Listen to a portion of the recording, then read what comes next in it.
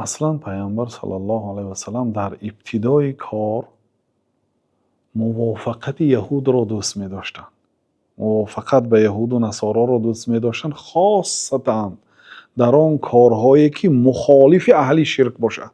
بنابراین وقتی که مثلا مجوسی ها و رومی ها جنگ کردند، رومی ها که غلبه کرد، مسلمان ها خرسند شدند، خیلی که در سوره روم هست. یعنی نصرانی ها وقتی که آتش پرست ها را غلبه کردند، مسلمان ها خرسند شدند. و مسلمان ها چی؟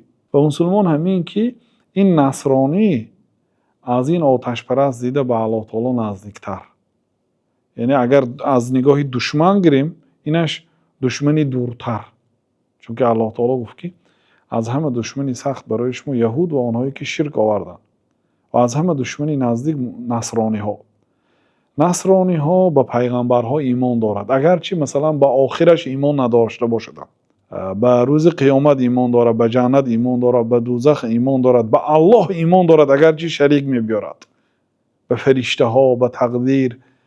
یعنی اصل دین نصرانی ها و یهودی ها از آسمان آمده است به طریق پیغمبرها. فقط آنها الهگی ها در آوردند، دین الله تعالی رو تغییر دادند، لیکن اصل دین از جانب الله تعالی است. بسیار چیزهایی که با مسلمانان موافقت میکنند. بنابراین پیامبر صلی الله علیه و سلم در ابتدای کار دوست می داشتند که موافق اهل کتاب کار کنند، خاصتا در آن مسئله هایی که اهل کتاب ضد اهل اوثان، ضد بت پرستا باشد. فوافقهم اولا، یعنی اولا در ابتدای کار موافقت کردند. نحن احق بموسی منکم، ما از شما دیده به موسی نزدیکتریم گفتند. ثم احب مخالفتهم، سپس مخالفت آنها را دوست داشتند. بنابراین یک روز پیش از عاشورا یا یک روز بعد آن روزه دارتون گفتند.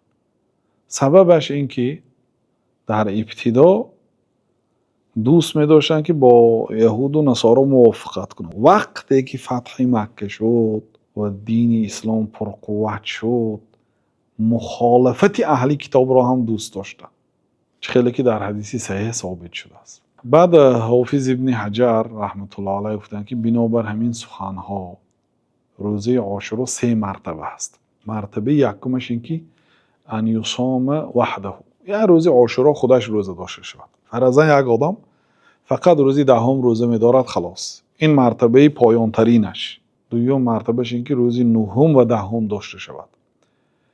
و سیومین مرتبه از همه بلندترش 9 10 11 روزه داشته شود. این سخنی حافظ ابن حجر در فتح الباری در شرح صحیح بخاری است. و بعضی علما تنها روزی 10 روزه داشتن را مکروه نمی شماریدند. فرضاً یک آدم فقط روزی 10 عاشورا روزه داشت، هیچ باکی ندارد.